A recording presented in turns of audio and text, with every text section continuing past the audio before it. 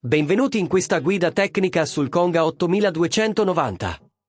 Siamo Kelatos Informatica, specialisti in riparazioni tecniche.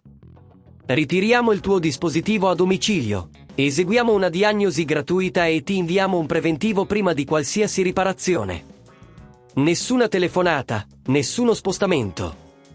Ci troviamo in calle Joaquín María López 26, Madrid comodo, trasparente e professionale. Link nella descrizione.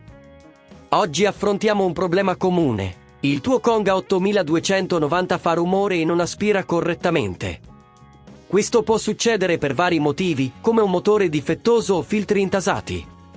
Se non intervieni, il rumore potrebbe aumentare e la pulizia diventa sempre più inefficace, portando a un deterioramento del dispositivo.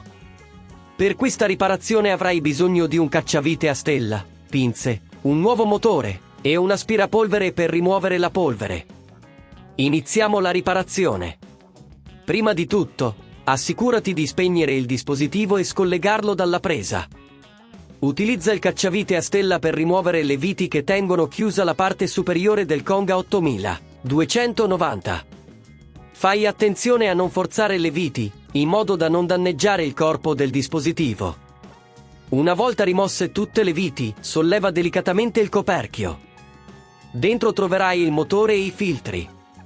Il motore è probabilmente la causa del rumore. Per identificarlo, ascolta il suono e controlla se vibra eccessivamente. Per estrarlo, scollega i cavi che lo collegano alla scheda madre. Fai attenzione a ricordare dove vanno, potresti fare una foto per non confonderti. Successivamente, svita le viti che fissano il motore alla base, applicando una forza uniforme. Una volta rimosso, prendi il nuovo motore e inseriscilo al suo posto, avvitando le viti con cura. Ricollega i cavi, assicurandoti che siano ben fissati. Prima di chiudere, verifica che tutto sia al posto giusto e che non ci siano parti allentate. Se a questo punto ti sembra troppo complicato, ricorda che da Kelatos ritiriamo il tuo dispositivo a domicilio e te lo restituiamo riparato. Ora chiudi il coperchio e riavvita le viti.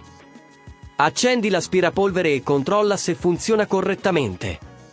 Se senti ancora rumori strani, potrebbe essere necessario controllare i filtri o altre parti interne. Per prevenire che questo problema si ripresenti, assicurati di pulire regolarmente i filtri e di controllare il motore per eventuali segni di usura. Evita di utilizzare l'aspirapolvere su superfici bagnate o sporche di grandi dimensioni. Se non vuoi rischiare di danneggiare il tuo dispositivo, da Kelatos lo ritiriamo, lo ripariamo e lo riconsegniamo a domicilio in tutta Italia. Link nella descrizione.